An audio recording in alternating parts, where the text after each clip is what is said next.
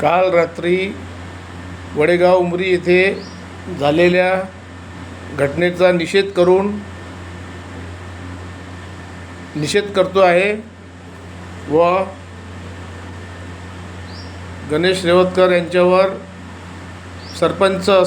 सरपंच ढबाले यांनी जानलेवा हमला करून त्याला जखमी केलेले आहे। तो याच्या पहिले 2 ते 3 वेळा इलेक्शन असताना सुद्धा त्यांनी अशा घटना माझ्यासमोर केल्या आहे। पुन्हा त्यानंतर त्याच्या आई बहिणीला शिवीगाळ करून हा नेहमी अशाच घटना करत राहतो। वडेगाव उमरी येथील सरपंच झाल्यापासून तो गणेश रेवतकर यांच्यासोबत नेहमी वादविवाद करत राहतो। कालची घटना अशी की ते शेतातून येत असताना त्यांनी सरळ घरी आई आणि मुलगा आणि मुलगी हे तिघेजणं घरी गेले। घरी गेल्यानंतर तो समोरील मंदिराच्या समोर जो ओट्टा बांधलेला आहे तिथे त्यांनी दारू पिऊन बसलेला होता आणि जेव्हा हे घरी आले त्यावेळेस यांनी आईला शिवीगाळ केली।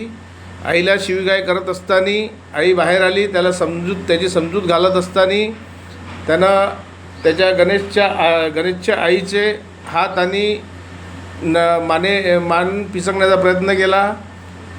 असा किरकाळीचा आवाज आल्यामुळे गणेश रेवतकर घरातून बाहेर आले। त्यानंतर त्यांनी आईला सोडवलं। आईला सोडत असताना ढबाले सरपंच BJPचा यांनी मागून याचा विटेनं प्रहार केला, त्यामुळे तो बेहोश पडला। बेहोश पडल्यानंतरसुद्धा पोलिसवाल्यांना फोन केल्यानंतर पोलिसवाले आणि FIR केली, परंतु त्याला अजूनपर्यंत अटक केली नाही। अशीच गुंडागर्दी हा नेहमी करतो आहे। बावनकुळेचं नाव सांगतो आहे, फडणवीसचं नाव सांगतो आहे, आमदारांचं नाव सांगतो आहे की कोणी माझं काही बिघडू शकत नाही। पोलिसवालेसुद्धा माझे खरीदलेले आहे। अशा पद्धतीचा आणि अशा शब्दाचा वापर करतो। ह्या BJPवाल्यांना एवढा सत्तेचा माज आला आहे का? यांचा माज काढायचा आहे का? अशीच जर माज आला असेल तर यांचा माज काढायला वेळ लागत नाही। म्हणून मी सर्वांना आज विनंती करतो आहे, अशा लोकांना ज्यांना माज आला आहे त्यांचा माज काढून द्यावा।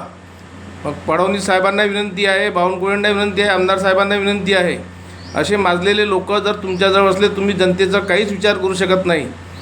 जनतेमधून निवडून आल्यानंतर तुमचे कार्यकर्ते जर असे माजलेले असेल तर सरळ सूट द्या लोकांना की या माजलेल्या लोकांचा माज काढून द्या, आम्ही काढून द्यायला तयार आहोत। परंतु अशी घटना वारंवार कोणासोबत घडू नये ही अपेक्षा करून मी आपणाला सर्वांना विनंती करतो की याचा जो माज आहे हा तुमचा तो BJPचा पक्षाचा असो की अजून कोणत्याही पक्षाचा मला काही घेणदेण नाही आहे, परंतु या घटनेचा मी निषेध करतो आहे।